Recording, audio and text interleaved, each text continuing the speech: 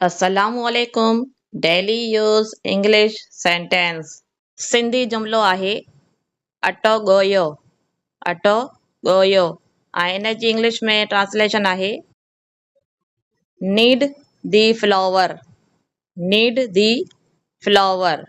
अच्छा, अटे खे इंग्लिश में चवंदा आहियूं या अटे खे जेका अटे जी इंग्लिश में माना आहे फ्लावर।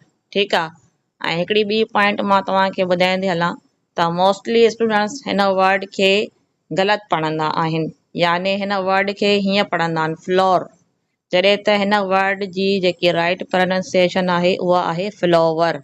ठीकु आहे, फ्लावर इहा राइट प्रोनाउंसिएशन आहे। अच्छा, हिकिड़ी ॿी पॉइंट, जीअं असां गुल खे इंग्लिश में फ्लावर चवंदा आहियूं, हिन वर्ड जी ॿी प्रोनाउंसिएशन हुन वर्ड वांगुरु ई आहे, सेम आहे।